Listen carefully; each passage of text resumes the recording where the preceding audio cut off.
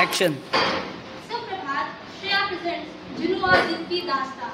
जिंदगी में कुछ लम्हे, कुछ पन्ने खामोशी से लिखे जाते हैं।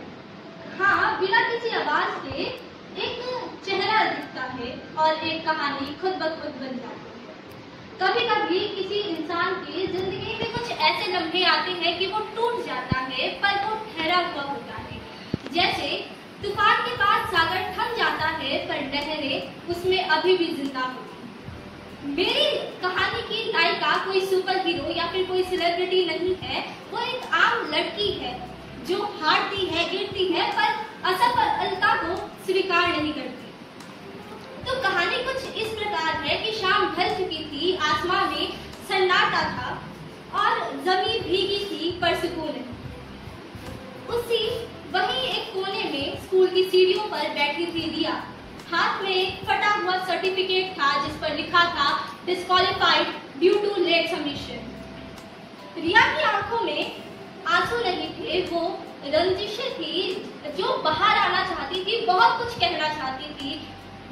वो मानना चाहती थी कि मैं हार मान लूं कि अब मुझसे नहीं हो पाएगा। तभी एक आवाज आई कि रिया, तुम सपने बहुत बड़े देखती हो, पर असलियत तो ये है कि तुम्हारी जिंदगी में, तुम्हारी किस्मत में उड़ान लिखी ही नहीं है।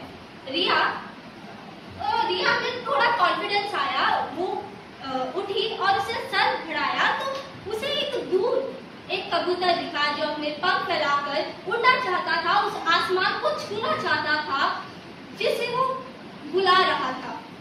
उसे देखकर रिया के चेहरे पर एक मुस्कुराहट आई और उसने सोचा कि गीले पर हमारी उड़ान को रोक नहीं सकते, बस जरूरत है तो हौसलों की दिशा को बदलने की। वो कल स्कूल गई, वही लोग, वही स्कूल, वही बातें, पर इस बार वो जो बातें थी वो रिया के जख्मों पर मरहम लगा रही थी। अब उसे किसी बात का डर नहीं था। दिन रात की मेहनत में चल रही वो, अब हर एक गिरावट उसकी सफलता की सफर में उसका साथी बन गई थी। 6 महीने बाद साइंस फेयर, लाइट्स, कैमरा और सन्नाटा। रिया का टॉपिक था मशीन।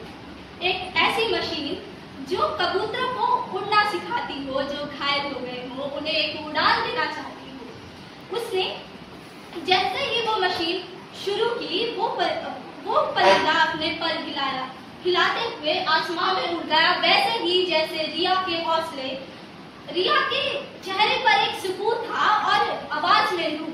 वो कहती है कि आज मैं यहाँ पे कोई कंपटीशन या फिर कोई भी प्रतियोगिता जीतने नहीं आई हूँ। मैं यहाँ आई हूँ सबको ये साबित करने कि हाँ, कभी कुछ मुश्किलें आती हैं, पर वो हमारी सफलता को नहीं रोक सकती और हमें आगे बढ़ने से तो बिल्कुल ही नहीं।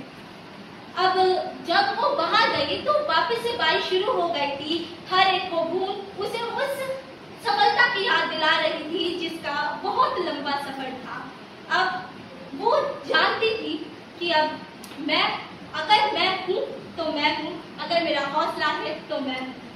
अब दोस्तों कि हाँ, कभी ऐसे लम्हे आते हैं कि हम घबरा जाते हैं या फिर डर जाते हैं कि ये अब हमसे नहीं हो पाएगा, यही तो हमारी गलती है, हमें यही तो नहीं करना है।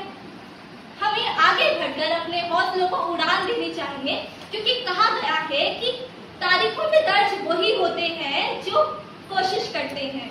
क्योंकि हर एक इंसान के अंदर एक परिंदा होता है, बस जरूरत है तो उस परिंदे को जगाने की, उसे ये बताने की कि हाँ, तू भी उड़ सकता है, तू वो कमाल कर सकता है, बस जरूरत है तो अपने पंख फैलाने की और उस आसमान में उड़ जाने की। धन्यवाद।